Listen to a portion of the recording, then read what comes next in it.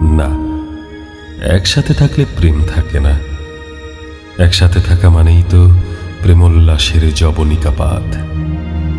একসাথে থাকা মানেই দুজন সর্বক্ষণ একসাথে থাকা।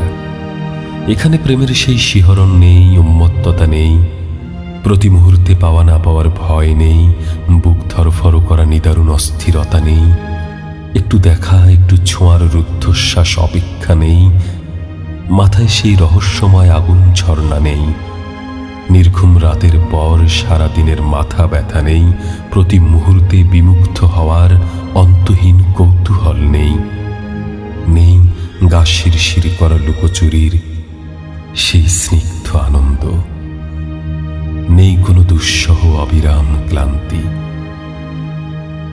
একসাথে থাকলে প্রতি মুহূর্তে নিজের করে পাওয়ার তুমুল স্বার্থ নেই।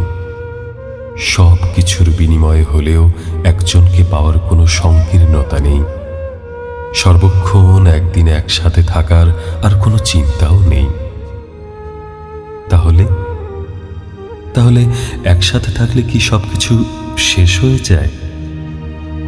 না, একসাথে থাকলে প্রেম নিঃশেষ হয়, কিন্তু ধীরে ধীরে জন্ম নেয় অন্য এক আশ্চর্য কিছুর। জন্ম নেয় মায়ার। মায়া মানে ভালোবাসা, বন্ধুত্ব, যে ভালোবাসা ছড়িয়ে আছে জগৎময়। বন্ধুর প্রতি বন্ধুর, মায়ের প্রতি তার শিশুর, শিশুর প্রতি তার মায়ের, ভাইয়ের প্রতি তার বোনের, বোনের প্রতি তার ভাইয়ের। এমনই পৃথিবীময় অজস্র কত ভালোবাসা। একসাথে থাকলে বন্ধুত্বটাই টিকে থাকে, স্বার্থহীন, প্রশান্তিময়, নিবিড় মায়াচ্ছন্ন বন্ধুত্ব। নয়তো একদিন বন্ধুত্বের প্রগাঢ়তা বিনিঃশেষ হয়ে বিচ্ছিন্ন হয় দুটি হৃদয়। ঝর্ণা সম্ভূত একটি গৈরিক নদীর জন্ম আর তার শেষ হয়ে যাওয়া নিয়ে একটু ভাব।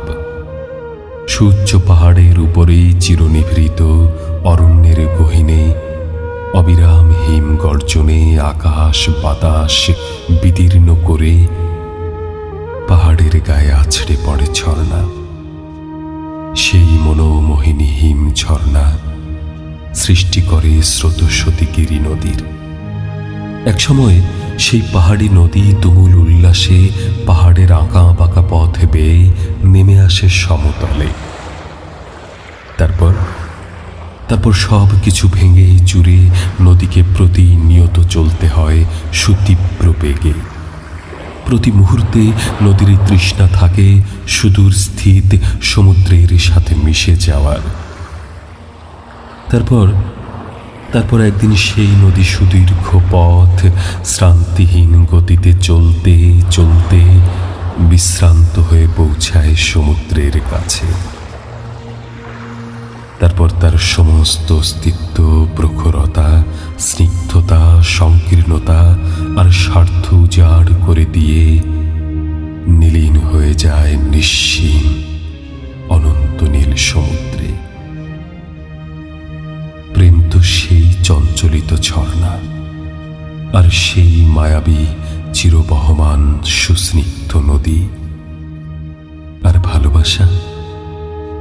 ভালোবাসা তো সেই চির অপার, চিরস্থির, চিরপ্রশান্তিময় সমুদ্র।